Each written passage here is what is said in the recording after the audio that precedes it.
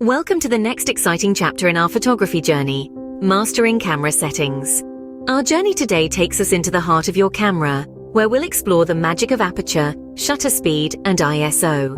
We'll make sense of these technical terms through practical exercises, plus share tips for nailing that perfect exposure regardless of the lighting conditions. So buckle up as we prepare to delve into these fundamental elements that shape every photograph. Let's begin our exploration with the fundamental elements that shape every photograph. Aperture. Imagine the aperture as the pupil of your camera's eye. It controls the amount of light entering the lens. A wider aperture, symbolized by a smaller f number, allows more light and creates a shallow depth of field. This effect is great for those treasured portraits where the background simply blurs away.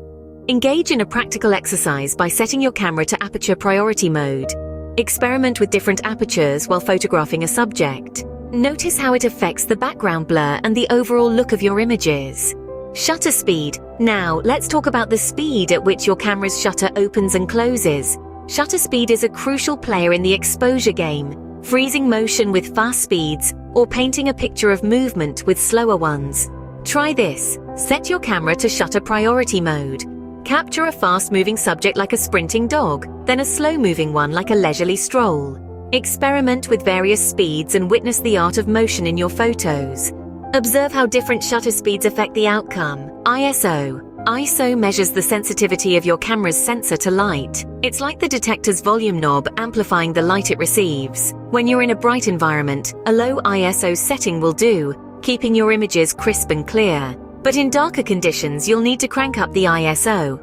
Beware though, as higher ISO settings can result in grainy images or digital noise. So, try to find the right balance.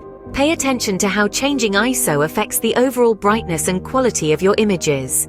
Tips for achieving proper exposure in different lighting conditions. Now that we've delved into these settings, let's ensure your photos are perfectly exposed, regardless of the lighting. One of the most important tools in your arsenal is the exposure triangle. This concept emphasizes the balance between aperture, shutter speed, and ISO. A change in one inevitably affects the rest. Next, familiarize yourself with your camera's metering modes. These modes, including spot, center-weighted, and matrix metering, influence how your camera measures and sets exposure. Understanding these will allow you to make more informed decisions for your shots. Lastly, don't forget about the histogram. This handy graph showcases the tonal range in your photo. A balanced histogram is usually a good indicator of a well-exposed shot.